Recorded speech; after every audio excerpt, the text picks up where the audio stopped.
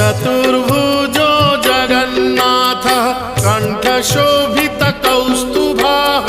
पद्मनाभो देवगर्भश्चन्द्रसूर्यविलोकनः